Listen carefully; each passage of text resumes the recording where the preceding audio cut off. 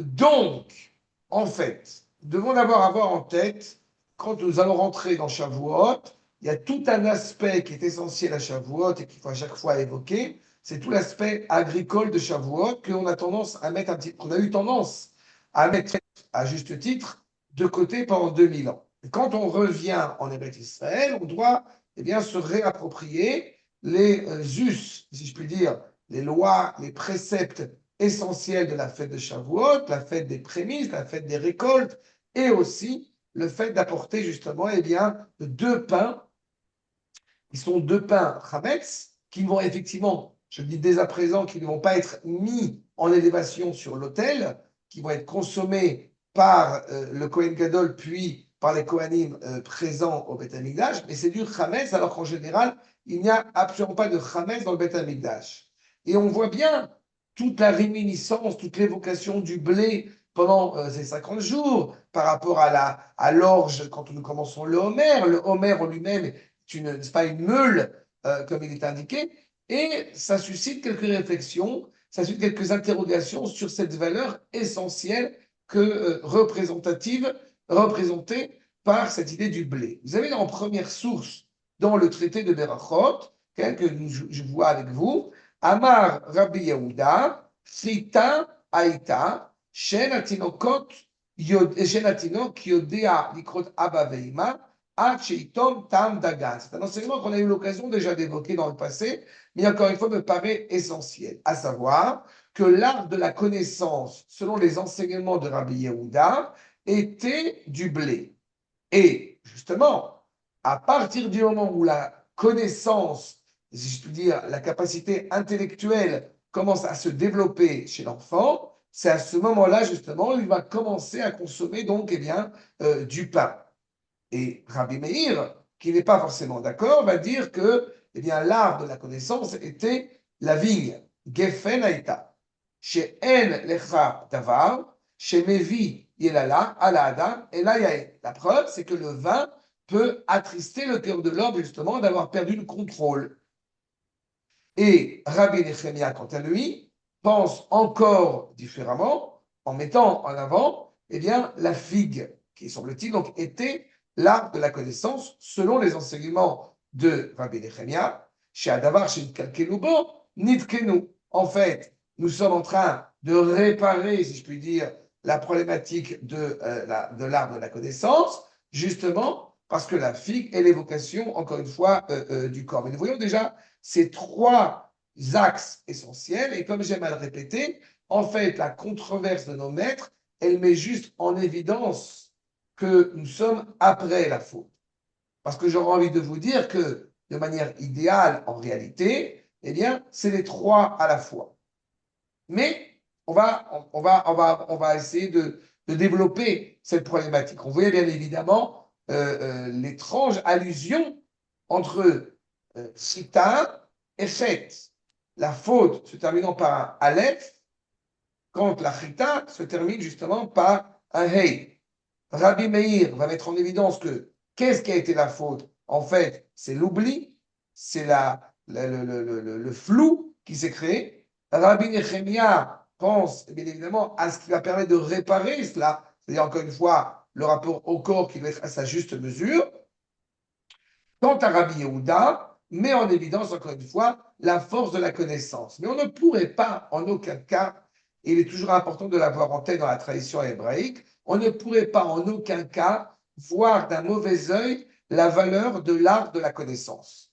Puisque justement, c'est par cet art de la connaissance que l'homme a accès à cette pleine connaissance, à cette pleine dignité humaine, ce qui peut l'amener aussi à des choses délicates. Mais en aucun cas, nous pourrions mettre en balotage, en tout cas mettre à la poubelle cette valeur de l'arbre de la connaissance, qui ne fut pas consommée comme il se doit au moment où il se doit, c'est un fait. Mais en revanche, nous devons l'honorer à sa juste mesure. Mais justement, pour pouvoir acquérir pleinement son pain, il va justement être important d'œuvrer. N'est-ce pas? Vous avez dans le traité de Berachot, source numéro 2, Kama yegiot yegia Adam arishon ad matzah pat le'echol. Combien est-ce que l'homme va devoir œuvrer en longueur, avec abondance, avec ferveur, avec un dur labeur, pour pouvoir planter, pour pouvoir semer, pour pouvoir récolter, pouvoir battre moudre la farine, etc., etc. Tout cela s'inscrit encore une fois dans un processus jusqu'au moment où il pourrait avoir accès à sa pleine nourriture. Et on pourrait peut-être arriver à, je peux peut-être dire une mauvaise conclusion de dire, eh bien oui, c'est la punition. Mais non, ce n'est pas une simple punition, puisqu'on voit bien qu'en réalité, il y a une valeur interne à cet effort, encore une fois, qui est fourni et qui nous permet d'être pleinement attachés à la sainteté même du labeur. Puisque déjà, avant même la faute du premier homme, il y avait une mitzvah qui avait été demandée, deux mitzvot qui avaient été demandées à l'homme, à savoir l'avda ou le shomra. C'est-à-dire que l'homme doit pleinement avoir une pleine conscience, encore une fois, de travailler la terre. C'est la nature même de la terre. Comme lui-même est appelé, je rappelle, Adam, donc, et on l'a vu avec le Maharal, intimement rattaché à Adama. Donc, pour réellement être dans l'adhésion, dans l'unité totale entre le haut et le bas, cela passe par le travail de la terre. Quand je parle d'unité, l'adhésion entre le haut et le bas, eh bien, il faut toujours se remémorer, bien évidemment, la notion de date. La notion de date n'est pas seulement une connaissance, mais est une adhésion, une intimité parfaite. Comme il est l'usage de le rappeler, Adam Yada et travaille. Que l'homme connut son épouse, et c'est à ce moment-là où Chava est entrée enceinte, il y avait une pleine intimité, et le terme qui est utilisé, le verbe qui est utilisé, c'est le dad, c'est la connaissance. C'est-à-dire qu'en réalité, ce n'est pas une mission de travailler la terre. Le fait que ça soit perçu comme étant peut-être un labeur qui devient difficile, et le fait que le blé fut réduit, qui n'est plus un arbre, bien évidemment, qui fut réduit à un épi de blé, c'est qu'on a affaibli cette force de la connaissance de peur qu'elle nous trompe, de peur qu'elle nous dupe. Mais en aucun cas, l'art de la connaissance en tant que tel, eh bien, serait à bannir, serait à exclure, serait à exterminer. En aucun cas. Et la preuve, si je puis dire, en est, c'est que le fait même qu'à Shavuot, nous avons un devoir d'honorer la valeur de cette nouvelle récolte, de ce nouveau blé. Regardez ce que nous dit le Rav, Makom numéro 3, dans la Trahaya, à date et via l'orak akarabeto. La connaissance par essence avec de positif, de constructif. Mais malheureusement, quand cette connaissance n'est pas animée vers la construction, vers l'élévation, vers la présence d'Akadosh Baruch Hu, et ce qui s'est produit, alors elle peut devenir aussi, justement, elle peut devenir aussi terrestre au sens négatif du terme. Elle devient abaissée. Le Rav nous dit, elle a ni levim elea, gam zdadim shlilim psulim. Quand nous parlons de la connaissance, ce rapport à la connaissance peut nous amener vers le haut, j'ai envie de dire, ou hélas, aussi vers le bas. C'est la force, bien évidemment, du libre arbitre qui va pouvoir essayer d'amener l'homme à sa dignité. Ainsi, le Rav nous écrit Ar zoigam tnaï le preachofshi. Cette possibilité d'aller en haut implique aussi la possibilité de se fourvoyer, d'aller vers le bas, encore une fois, mais cela est nécessaire pour engager la pleine réparation, encore une fois, du monde auquel nous aspirons. Ainsi, Adat ilo klala, nous dit le Rav, et la kli. Ce n'est pas une malédiction, c'est un ustensile essentiel. La force du Yetzirara, justement, la force du mauvais penchant serait de nous empêcher de voir la valeur positive, de la valeur constructive, la bénédiction, le bien que va amener justement la connaissance. Donc nous voyons déjà cette ambivalence qui est inscrite. Mais nous savons pertinemment que le Yetzirara lui-même, d'ailleurs, est dit souvent métaphoriquement en une sorte d'écorce autour de ce blé. Mais est-ce qu'une écorce qui est autour de l'épi de blé, autour du grain de blé, est quelque chose de négatif? Certainement pas. Elle protège le blé jusqu'à son plein développement, jusqu'à ce que le grain de blé soit pleinement mûr pour justement être après moulu, être utilisé, n'est-ce pas, à bon escient. Regardez ce que nous dit Makor numéro 4, le source numéro 4, le Zohar. que vous avez ici en traduction. Pourquoi je n'arrive pas à voir là-bas? Ah oui. Chita inekuda a emtsait, she'en chelek le sitra achra shel kav chov sham. Rabbi Shimon voit dans le blé, il y a quelque chose d'essentiel, si je puis dire, qui est justement fondamental pour toute la création, encore une fois, l'être humain en tant que tel. Tu verras, Chet, Tet et Chita, En, Zachar ou Nekeva, Moz vetevel, Ele, Shel Klipa, et Hashem Yore al Dagan Naki, Ashuresh Ataor Shebachita, Chita Iklal, Kav Bet Otiot Adibur. Pourquoi que nous dit ici le Rav? On voit d'abord dans ces lettres Chet et Tet, puisque c'est le mot de Chita, on voit d'abord eh bien, une proximité. On voit à la fois, justement, eh bien, nous dit en réalité, une dimension de complétion, de perfection, qui est inscrite même je regarde, de la même manière que de façon agricole, eh bien, le blé est animé de cette écorce qui va le protéger jusqu'à éclore, jusqu'à la pleine, le plein succès. Eh bien, de la même manière justement, dans le comportement humain, le blé permet justement clairement de se construire. Et quand nous voyons, eh bien, justement, l'assemblage, j'ai envie de dire, eh bien, de ces différentes lettres Chita, 9 et 8 qui fait 17, et 5, ça fait 22. C'est-à-dire qu'en réalité, qu'est-ce que nous avons? Dans le mot Chita, nous avons l'évocation de toutes les lettres de l'alphabet. C'est-à-dire qu'en fait, le blé permet à l'homme justement de pouvoir clairement, encore une fois, développer cette pensée de manière constructive, je répète, de manière positive. C'est la source même, je répète ce que dit le Zohar, la source même de la pureté qui est inscrite, qui est enracinée dans le blé. Va nous dire le Maharal de Prague, Makor numéro 5. C'est pour ça que justement, quel est le rapport avec le don de la Torah? Il y a un détail que j'aime souvent rappeler, c'est que la fête de Shavuot est la fête du milieu. C'est-à-dire que la fête de Pessah est la naissance du peuple, Sukkot étant la maturité tournée vers l'extérieur, où nous allons nous prendre conscience aussi du monde qui nous entoure.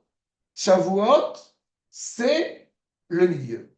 C'est la fête médiane, qui inscrit à la fois notre pleine identité hébraïque, pleine identité, j'ai envie de dire, spirituelle, mais aussi pleinement rattachée à la terre. En fait, Shavuot porte en lui-même, la fête de Shavuot porte en elle-même la réparation de cette faute de l'art de la connaissance. Pourquoi? Parce que justement, je vous rappelle, qu'est-ce que Etz Chaim? Etz Chaim, c'est l'arbre de la vie, c'est la Torah. Qu'est-ce que Etz Adat? C'est l'arbre de la connaissance. On se remémore, selon les enseignements bien connus du Ramchal, que la faute, effectivement, et que a dit aussi le Rambam bien avant lui, que la faute, en fait, du premier homme a été de consommer l'arbre de la connaissance avant l'arbre de la vie. Et justement, qu'allons-nous faire à Shavuot? Qu'avons-nous fait au moment de la réception de la Torah? Nous avons pleinement intégré, nous sommes pleinement rattachés à l'arbre de la vie, et à partir de cet arbre de la vie, nous avons intégré la connaissance. La faute du Vaudor, malheureusement, nous a ramenés en arrière. Nous avions déjà cette préfiguration, puisque je vous rappelle, 49 plus 1, ce qui fait 50, c'est-à-dire 7 plus 1, 7 semaines, et puis nous rentrons dans le 8e jour pour recevoir la Torah. C'est-à-dire que nous sommes justement en pleine cohésion avec le Créateur, c'est-à-dire transcender la réalité de la connaissance a priori que nous pouvons et que nous avons par le développement de notre intellect. Donc nous sommes intimement rattachés à cet arbre de la vie, et quand nous allons intégrer justement l'arbre de la connaissance, il vient en guise de réparation de cette faute originelle. le blé n'a pas été perçu à sa juste mesure. Que faisons-nous avec le blé le jour de Shavuot? Nous l'amenons au Beth Amikdash. Nous ne sommes pas en train de réduire la vie terrestre de l'homme à néant. La preuve, c'est que les deux pains que nous allons amener sont Hametz. Le Hametz est souvent rattaché à la dimension justement du corps, à la différence de la matzah, comme on l'a vu à Pessah, qui serait la guérison de l'homme, le pain de la guérison, le pain de la Emouna, dépasser l'entendement. Le pain Hametz est un pain qui a donné un sens au corps. Souhaitons-nous négliger le corps? Certainement pas. Mais nous souhaitons lui donner la place qui lui revient, c'est-à-dire intimement rattachée à la sainteté. On ne veut pas s'éloigner de lui, mais on veut au contraire lui donner sens exclusivement sur le prisme de l'arbre de la vie, sur le prisme de la Torah. C'est l'essence même de la fête de Shavuot. Avant de poursuivre, est-ce qu'il y a des questions? C'est clair? Vous voyez ce que dit le Maharal? Lachet, Beyom Matan Torah, en ce jour du don de la Torah, Ayu Meviim Shtei Alechem. Chez Ayou, chez le Hametz, les deux pains donc, qui sont justement Hametz. Pourquoi? Parce que à Yetzerara ou à Seor chez Baïssa. Le Yetzerara, c'est la levure qui va permettre au pain, n'est-ce pas, de monter. Si on était en train de dire, il faut absolument, je dirais, détruire le Yetzerara, dans ce cas-là, nous ne pourrions pas faire de pain. En tout cas, certainement pas du pain Hametz. Ça veut dire que la problématique du Yetzerara, c'est quand il prend le contrôle. Va nous dire le Maharal, on ne veut pas on ne veut pas l'écarter de la Torah. Au contraire, la reine, la mitzvah, la akriv, achames, beyom matan Torah, on veut justement lui donner sens, mais en tant que condiment, pour donner encore plus de sens à la Torah. Mais de quelle Torah parle-t-on? Est-ce que nous parlons de la Torah telle l'arbre de la vie, c'est-à-dire rattaché au monde d'en haut? Non. Nous parlons de la Torah rattachée en réalité à même la terre, telle que la mitzvah qui avait été indiquée, exigée de Adam Arishon, de travailler la terre. On ne veut pas, je répète, supprimer cet instinct. On veut simplement, encore une fois, lui donner sens, et j'aurais envie de dire, dans une vie globale, dans une vie collective, dans une vie générale. Qui a créé ce Yetzerara? Comme il est dit, et le Maharal le rappelle dans le traité de Kiddushin, Barati Yetzerara. Barati, ça veut dire Akadosh Baruch Hu. Akadosh Baruch Hu a créé ce Yetzerara. Il n'a d'autre sens, encore une fois, que de nous donner un réel, encore une fois, un réel sens. Il y a une préfiguration, justement, que ce qui a été le fruit de la faute soit animé, soit annoncé dans le futur comme étant pleinement réparé. Je n'ai aucune idée si, évidemment, dans le futur, eh bien, le blé soudain va redevenir un arbre, donc une transformation écologique, je n'en sais rien. Mais ce qui est indubitable, c'est que le blé, et donc la connaissance, va reprendre le sens qu'elle doit avoir. Regardez le traité de Ktubot. Nous dit justement la Gemara, Amrou, Atida Chita, Shetitmar Kedekel. La Gemara laisse entendre que dans le futur, le blé va redevenir aussi grand que un palmier. Veolé Berochare. Il monte au-dessus des montagnes. Est-ce que réellement, eh bien, il faut entendre ici un changement biologique, un changement. Non, je ne suis pas sûr que ça soit l'exclusive pensée de nos maîtres. En revanche, il est indubitable. J'ai appris ça il n'y a pas longtemps, entre parenthèses, je ne sais pas si vous le saviez, mais il s'avère que la majorité des pâtes Barilla sont faites avec la farine d'Israël. La farine d'Israël est absolument extraordinaire et elle est riche dans tout ce que vous voulez. Et on reçoit du blé pauvre, en tout cas beaucoup plus pauvre que le blé d'Israël, et le blé d'Israël, en fait, est voué à l'exportation. C'est-à-dire qu'en réalité, si nous consommions eh bien, ce blé d'Eretz Israël, qui peut-être serait moins bénéfique pour l'État d'Israël, d'où le rapport à ce commerce, eh bien, il s'avère que ce blé est de grande qualité. Enfin, je vais faire la parenthèse. Mais il est évident, ce que nous dit ici la Gemara, Shema Tomar, Yesh Tsar le Kotzra, tu vas être attristé d'avoir récolté ce blé? Non. Ir Kelevanon Pirio, il va être énorme, le fruit va être extraordinaire. Et on est en train de le vivre.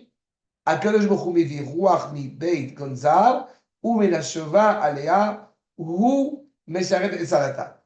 Il va, Akadosh Baruch Hu, il y a un vent agréable qui va faire que ce blé, que cette farine va être encore une fois extraordinaire. Et plus que là, Va'adan yotzela sadeh umevi melo pisat yedo. Sa main complète de cette farine, de ce grain de blé, il subvient aux besoins de son foyer grâce à ce blé. Im Chalev Klayot Rita, c'est des graines de blé qui sont bien grasses. Encore une fois, le blé qui retrouve, j'ai envie de dire, sa valeur d'antan. On retrouve la dimension qui était évoquée, encore une fois, dans le Gan Eden. Pourquoi est-ce qu'effectivement, eh bien, le blé a tant d'importance? Je fais une première, je dirais une première mini-conclusion. Pourquoi le blé a tellement d'importance? Parce qu'encore une fois, il évoque, eh bien, la connaissance. Deuxième point, cette connaissance a été fourvoyée justement par l'avilissement, si on peut dire, eh bien, de l'homme après la faute, pour pouvoir se réapproprier lui-même la connaissance, sans la rattacher à l'indice moral essentiel d'abord et avant tout, mais nous avons malgré tout, eh bien, en préfiguration, la confiance que justement, eh bien, cette connaissance va retrouver son sens optimal. J'ouvre une autre parenthèse. Vous avez conscience, je l'espère, que nous devions a priori consommer le fruit de la connaissance à l'entrée de Shabbat. Donc, c'est bien, ça montre bien, une fois de plus, que la faute, si je puis dire, n'a pas été de consommer le fruit, mais pas au bon moment. D'accord? Accéder à la connaissance sans être profondément, eh bien, encore une fois, invoqué, imbibé, je veux dire, par la moralité, automatiquement nous pose problème. Ça voudrait dire que, Raph, ça voudrait dire que, en fait, le fruit, il allait, connais-moi, oui, le fruit, appelons-le le fruit, mais il allait être consommé quoi qu'il arrive. Oui, mais il aurait été consommé et choyé et Mais béni. on n'était pas prêt, c'est pour ça. C'est ça. Il y a une volonté de s'approprier, encore une fois, d'élaborer ses propres règles. Et c'est tout le problème. C'est le problème et le bénéfice. C'est le problème parce qu'en réalité, eh bien, on reçoit un cadeau, on est gêné de le recevoir. Et d'un autre côté, eh bien, ce qui se passe justement, c'est qu'on veut se rendre méritant de le recevoir. Mais c'est cette problématique qui a fait que justement, eh bien, nous n'avons pas consommé dans le bon sens. Comme j'ai coutume de l'expliquer, dans ce cas-là, pourquoi n'avons-nous pas consommé eh bien, de l'arbre de la vie juste après? Ben non, parce que le cheminement était déjà tronqué, était déjà erroné. C'est pour ça qu'il nous faille, n'est-ce pas, mourir pour retrouver eh bien, le bon ordre, le bon cheminement. Et en fait, le peuple juif, la famille hébraïque, presque en mourant en Égypte et en sortant de nouveau, justement, un peuple animé par cette sainteté qui consomme l'arbre de la vie, c'est-à-dire la Torah, avant l'arbre de la connaissance, elle a réparé le monde. Mais à cause de la faute du vaudor, malheureusement motivé, provoqué par eh bien, les convertis fraîchement qui se sont rattachés à Israël, a ramené Israël en arrière. Dans ce cas-là, on pourrait se dire que ça n'a servi à rien. Si, parce que nous avons déjà goûté le fruit de l'avenir. Donc, ça laissait une empreinte chez nous, je dirais, en préfiguration du futur. Et arrive Shavuot, on amène justement 2 pains. Pourquoi 2 pains? Qu'est-ce que nous voulons signifier en amenant ces 2 pains Hametz? Alors, le blé, on comprend, mais on aurait pu amener de la matzah. C'est ce qui se passe pendant toute l'année. Nous dit Rabbi Tzadok de Lublin, Makor numéro 7. Eviu shtei alechem be'atzeret. Donc à Shavuot, on a amené ces 2 pains. Pourquoi? Kidei shidbarchu lachem perot ha'ilan. En fait, en amenant ces 2 pains, on provoque, on motive la bénédiction, l'abondance. Il y a déjà une allusion très importante. Le fait qu'on amène 2 pains et pas seulement un, c'est l'essence même de la bénédiction. Si on avait amené un pain, alors on n'est pas dans l'ajout. Le fait qu'il y ait 2, c'est-à-dire qu'on est déjà dans une volonté justement, eh bien, de compléter le monde, j'ai envie de dire, d'en haut et d'en bas. Nous dit Rabbi Tzadok, Dele kule alma kodem akilkul, aya achita min pri, shayamot si glus kekaot kemo laati. En fait, nous dit le Rav, avant la faute, le blé sortait lui-même, justement, eh bien, des gâteaux comme cela sera dans le futur. Qu'est-ce qu'on indique en faisant cela? C'est la capacité, c'est la facilité, encore une fois, à pouvoir produire des mets agréables venant justement, eh bien, encore une fois, de ce blé. Nous dit le Rav, Sarich la'avin manaf kamina sheya chita min ilan kodem akilkul. Le fait que justement, eh bien, ce blé provienne d'un arbre et qu'on aspire à ce qu'il redevienne un arbre, nous dit le Rav, kevan shebezman hazeh achar akilkul eino min ilan. On voit bien quand on va voir le blé aujourd'hui que ce n'est plus un arbre. Ou ma sheyach eviu shte alechem. Et donc, à quoi ça amené 2 pains en référence aux fruits de l'arbre, sous-entendu, aux fruits de l'arbre fruitier qu'était le blé jadis, Achen Ba'atzeret, justement, quand on va eh bien, apporter ces 2 pains le jour du don de la Torah, Luchot Arishot Nitkan Kol Pgam She Iye. En fait, 2 pains, 2 tables, c'est réparer en fait la faute originelle pour se rattacher de nouveau à l'essentiel. Comme si on revenait au moment du don de la Torah, je le répète encore une fois, comme si on revenait au moment du don de la Torah, de l'avènement du Sinaï, eh bien nous revenions à la présence de l'homme avant la faute. Et puis, un petit détail que je me permets d'ajouter. Vous savez qu'il est l'usage de ne pas dormir pendant cette nuit-là, en référence à nos aïeux qui justement s'étaient endormis la veille de Shavuot. Et donc nous faisons la veillée de Shavuot. Mais ce que je trouve absolument extraordinaire, c'est que remémorons-nous quand Adam Arishon a fauté et que Akash Borou, eh bien, s'est adressé à lui pour l'encourager à se rapprocher de lui, à Yeka, dira Rachid, pour le rapprocher de la Teshuvah. Le premier homme, hélas, n'a pas répondu. Avraham Avinu va s'enquérir de répondre en disant Inéni, je suis prêt. Mais quand arrive le don de la Torah, que je vous rappelle, nous avons refusé la Torah offerte, prodiguée par Moshe Rabbeinu, car nous voulions rencontrer le roi face à face. Quelle plus extraordinaire réponse que cette volonté de rencontrer le roi face à face. À la question Ayeka, où en es-tu dans le projet que je t'ai fixé? Abraham a répondu individuellement, père de la nation hébraïque, et nous, le jour de Shavuot, eh bien, nous répondons, j'ai envie de dire, collégialement. Nous sommes là. Nous voyons ta parole. Nous sommes à l'écoute de ta parole. Nous apportons le pain, encore une fois, terrestre, pour, eh bien, mettre en relief le fait que la parole d'Akadosh Baruch Hu s'exprime non seulement en haut, mais pleinement en bas.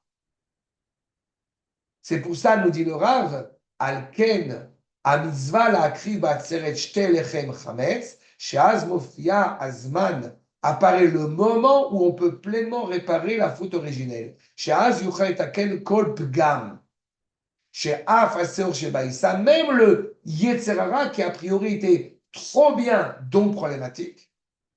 בבית המקדש היה מופיע בכל הסרט אור זה, מתן תורה שיוכלו לתקן כל פגם. Le jour de Shavuot apparaissait une luminosité particulière dans le Beth Amikdash qui montrait que par le biais du don de la Torah, nous pouvons réparer cela. Et j'insiste, qui va manger ce pain? Le Kohen Gadol. Et les Kohanim qui sont autour. De la même manière qu'un sacrifice expiatoire, pour qu'il soit pleinement expié, eh bien, il faut qu'il soit consommé par le Kohen. De la même manière, l'objet de la faute qui vous a fait trébucher, c'est-à-dire justement être rattaché au corps en oubliant qu'il y a une dimension qui dépasse l'entendement, eh bien, cela va être consommé par le Kohen pour mettre en évidence, encore une fois, la pleine réparation. Et en fait, en mangeant ce pain, je ne suis pas en train de réduire ou de mépriser la dimension de la matière. Au contraire, je lui donne sens. Je n'en étais pas capable à Pessah, j'en suis pleinement capable, justement, eh bien, à Shavuot. Vous avez entendu ce point?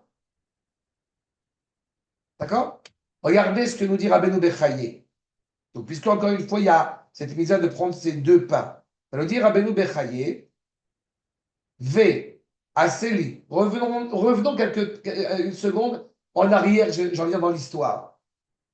Vous vous rappelez que quand, eh bien, je pense maintenant à un autre petit détail, excusez-moi.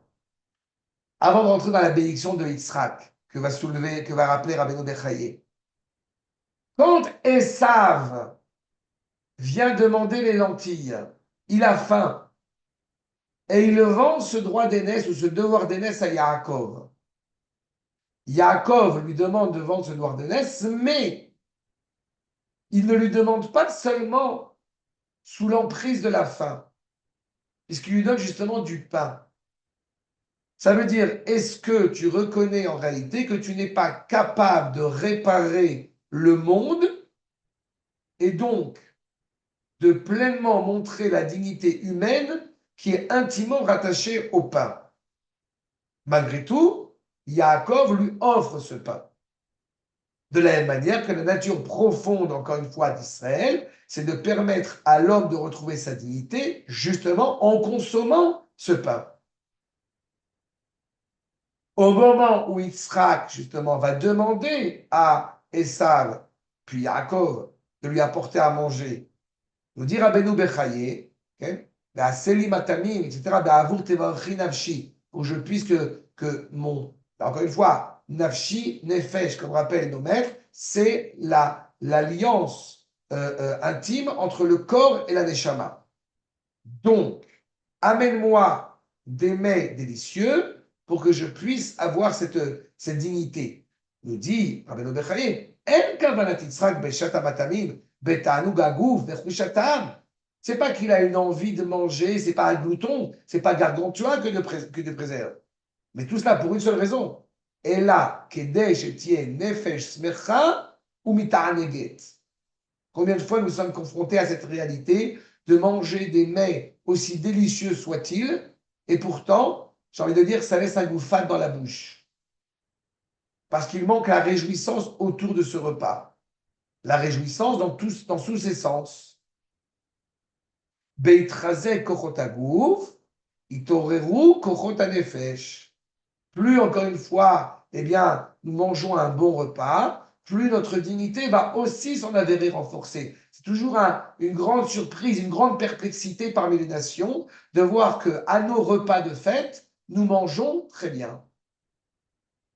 Encore une fois, la valeur de faire un repas. Il ne peut pas y avoir de repas sans pain. Il n'y a pas de séouda sans pain. Et on sait très bien que la raison essentielle du Birkat Hamazon, qui est inscrite dans la paracha de Ekem, provient d'une expression essentielle, Achalta vesavata ou birachta. Tu as mangé, tu t'es rassasié et donc tu as fait le Birkat Hamazon. Ce qui implique que sans le pain, on ne peut pas être rassasié. Donc, je ne peux pas être pleinement, encore une fois, cohérent vis-à-vis de moi-même si je ne suis pas rassasié. Je ne peux pas clairement reconnaître eh bien, le lien intime qui me rattache à la terre d'Israël, qui me rattache à Jérusalem, qui me rattache à Kelbrou, sans avoir consommé clairement, encore une fois, ce pain. La joie qui eh bien, va en découler est profondément bénéfique, bienfaitrice, pour renforcer encore plus le souffle d'éléments de sainteté, le souffle de sainteté qui va permettre à Yitzhak de bénir, en l'occurrence, Yaakov. En fait, grâce à ce bon repas, investi, honoré, travaillé, alors la présence d'Akadosh Baruch Hu, comme il est dit, En Ashrina Ashura, Ela mitoch, lo mitoch atzlut, velo mitoch atzlut, ela mitoch simcha. La présence d'Akadosh Baruch Hu ne peut pas être présente dans un effet de faiblesse, de paresse, pas dans la tristesse, mais dans la joie. De quelle joie parle-t-on? La simcha chez nos maîtres, c'est en réalité, c'est l'harmonie. Que toutes les forces, encore une fois, sont pleinement harmonieuses l'une avec l'autre. Vous aurez remarqué, ça nous ramène une fois de plus à l'harmonie que représente Shavuot. Ce moment de l'année où il ne fait pas encore trop chaud et il ne fait pas non plus froid. Ce moment de l'année où nous ne sommes pas axés exclusivement sur le corps ni sur l'esprit. C'est clairement cette problématique-là. Mita mazé, nous dit le Rav, yaskir anefesh bechol pam ou pam im abracha. On met en évidence, à chaque fois que nous allons parler de la dignité humaine, eh bien nous la mettons en pleine corrélation avec la bénédiction, avec la reconnaissance, encore une fois, de la source divine du projet qui est le nôtre.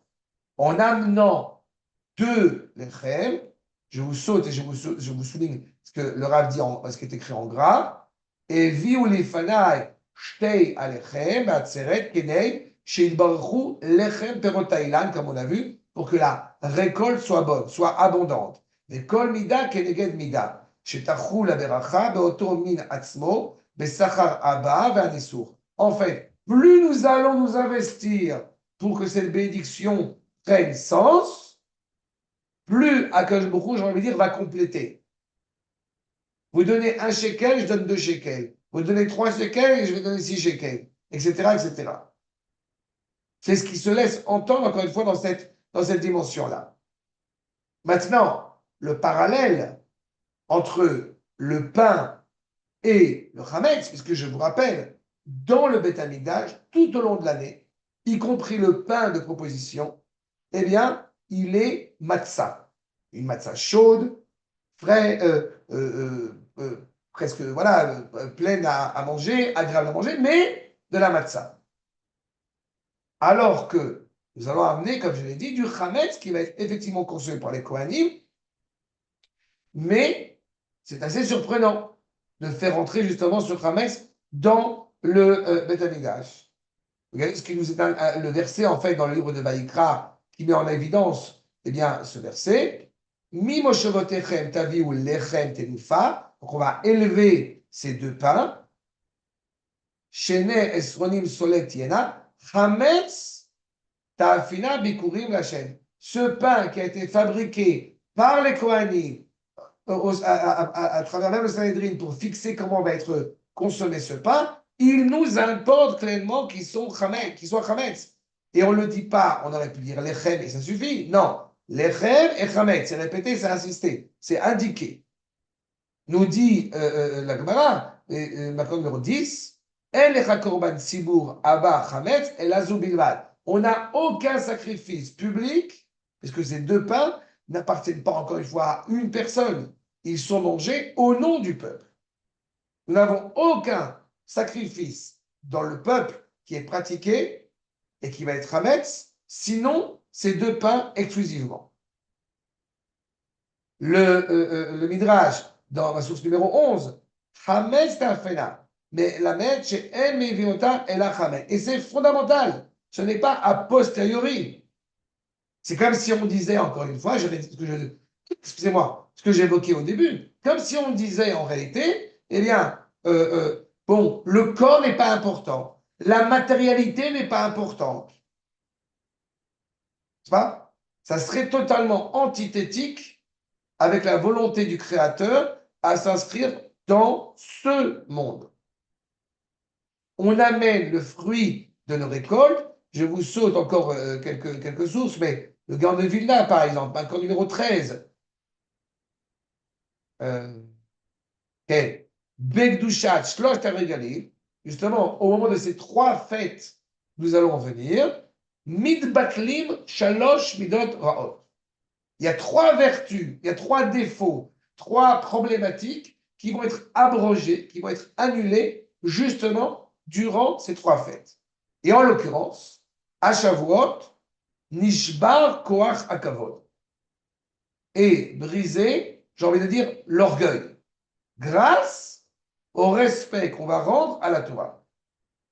En fait, je répète, tout le problème d'avoir consommé de l'arbre de la connaissance avant l'arbre de la vie, ce qui se cache derrière, c'est je décide. C'est comme si, et malheureusement cela est une réalité qui existe, c'est comme si, eh bien, quelqu'un qui était atteint d'une maladie quelconque, mais suffisamment problématique, auquel le médecin l'enjoint à prendre tel ou tel médicament, mais le patient dit non. Tant que je n'ai pas compris la raison de ces médicaments, eh bien, je ne les prends pas. C'est ça le problème. Quand on va demander pourquoi fait-on telle ou telle mitzvah, la première réponse qui doit être indiquée, c'est parce que Dieu a décidé, parce que Dieu a jugé bon de nous la donner. C'est le premier sens. Dès que l'homme dit ça ne me convient pas, ça ne me suffit pas, il a le droit d'approfondir. Mais la base, c'est justement être conscient que ce corps, que cette dimension du Hametz, doit être intimement rattachée, encore une fois, à la valeur que représente la Torah. Il y a ce qu'on avait l'habitude d'apporter de rappeler à Pessah, c'est-à-dire Hametz, ce sont les lettres du front, Metzar, qu'on appelle en bon français l'effronterie. Il n'y a rien de plus dramatique que cette effronterie. Le Hametz va, encore une fois, donner, je dirais, symboliser, exprimer l'orgueil. Un orgueil qui est rattaché à la Torah, éventuellement à sa place. Mais un orgueil qui vient au détriment de la Torah est totalement abject. J'aurais plus utilisé le terme de fierté, encore une fois, à être rattaché à la Torah, plutôt qu'encore une fois qu'un orgueil personnel. Donc en fait, nous réparons clairement à Shavuot ce qui nous a porté préjudice, ce qui nous a posé problème à notre niveau, mais aussi, encore une fois, au niveau de l'humanité tout entière. Je voudrais voir avec vous au moins ces deux dernières sources. On n'aura pas le temps de voir le Rav Harlap, qui est un peu plus long, mais voyons au moins le Shem Ishmuel, source numéro 15, et la source numéro 16. Regardez ce que nous dit le Shem Ishmuel. Yesh levaer advarim. Alpi ma sheigid god kodsho. C'est son père, son maître, justement. Mosafin abaim bigal yom tov. Chovat ayom abaim bigal alechem. Donc on amène évidemment ce pain. Bishvil yom tov. Em itkarvut Israël aviet shebashem. En amenant ce pain pour se rapprocher d'Akadosh Baruch Hu. Pourquoi? Parce que yom tov, uzman aliyat aneshamot, ve kishuran veshorshan. Yom Tov, comme vous le savez, à la différence de Shabbat, où c'est Akadosh qui sanctifie lui-même le Shabbat, eh bien, Yom Tov est là pour sanctifier Mekadesh Israël Vazemanim. Par le biais d'Israël, le temps prend son importance. C'est-à-dire qu'on a la possibilité d'élever justement, eh bien, notre Neshama vers Akadosh Baruch Hu. Shabbat, le Neshama est déjà élevé, c'est Milemala Lemata. Shabbat, eh bien, c'est un Neshama qui descend, la Neshama Yetera, comme on dit, la Neshama supérieure qui va descendre en bas. Alors que Yom Tov, c'est la volonté de nous élever, nous, vers Akadosh Baruch Hu, puisque c'est le Sanhedrin, puisque ce sont les hommes qui vont nommer, justement, eh bien, le sens de ces fêtes. Donc, Mimata les Maala. C'est où Mimata les Maala. Ve'abaim bigala echem. C'est exactement l'évocation du pain. On prend le pain, la levure, les champignons, donc c'est encore une fois du bas vers le haut. Ainsi qu'il est dit dans le Zohar HaKadosh, des shtei alechem, En bedugmot, shne haluchot. Les tables ne peuvent pas rester en haut. L'objectif des tables, justement, l'obeshamayhi, c'est de descendre en bas, que la Torah soit, encore une fois, présente en bas. Qu'est-ce que nous faisons à Shavuot? Toute la difficulté qui reste une difficulté extraordinaire, c'est Zman Matan Toratenu, le jour du don de la Torah. Mais le don de la Torah ne signifie pas, hélas, automatiquement, jour de la réception de la Torah. Le fait que Hachem donne ce cadeau extraordinaire d'en haut vers le bas ne signifie pas que du bas vers le haut, je suis suffisamment habilité à recevoir ce cadeau. Dekemo de Netinat Torah, Aïta alide itkarvut Hachem bar l'Israël. Hachem descend vers nous, se révèle à nous. Est-ce que nous sommes habilités à nous élever vers lui? Vayored Hachem, comme il dit le verset, Vayored Hachem al Arsinaï, Kenu inyan korbanot chovot hayom, shabaim, biglal alechem, kiruv Hachem bar l'Israël. En fait, quand nous apportons ces deux pains, nous ne voulons pas seulement, ne souhaitons pas seulement que Hachem se rapproche de nous, mais nous évoquons l'idée de nous à vouloir se rapprocher de lui. C'est la pleine réparation, encore une fois, de Shavuot. Il faut avoir en tête, dans la même grande considération, que le soir du Seder de Pessah, c'est Hachem qui a fait tout le travail. Il est descendu vers nous. À Shavuot, nous montons les prémices de nos récoltes, nous montons, nous élevons le pain vers Yerushalayim, vers Akadosh Baruch Hu. Regardez ce que nous dit Rabbi Nachman de Breslev, l'accord numéro 16, dans l'écouter à la Brachot. On trouve la même conception. Zo bechinat be'alotecha et anerot. Tu élèves, n'est-ce pas, les bougies de la menorah. El moul pena menorah, yahiru shivat anerot, qui vont donc être pleinement éclairées. Ikar or aneshama, ou bekoach haratzon. La lumière intense de la neshama va être éclairante, j'ai envie de dire, par la force de la volonté. Et Shavuot, que faisons-nous? Magiim leshlemut haratzon. À Shavuot, avec ce don de la Torah, nous révélons notre authentique volonté, notre intime volonté. Et c'est cette volonté-là, justement, qui est en mesure, nous dit le Rav, ou ma'alim gam et achomriut l'akdusha. Même les instincts peut-être les plus bas vont être élevés parce que la force de volonté, la force de notre volonté exprime pleinement les desseins EINS de la Neshama.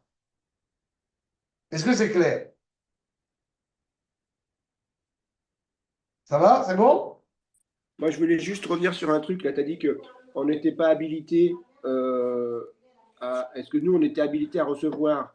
Ça descendait. Mais est-ce qu'on était aussi. Est-ce qu'on était habilité, mais aussi, est-ce qu'on était aussi d'accord? Tu vois, tu dis. On est d'accord dès le départ parce que c'est ça notre objectif. C'est une autre étude que j'ai l'occasion de aussi préparer pour Shavuot. C'est sur le fait qu'effectivement, quand Akash Borou, comme tu le sais, va proposer la Torah aux nations, il la refuse. Ouais.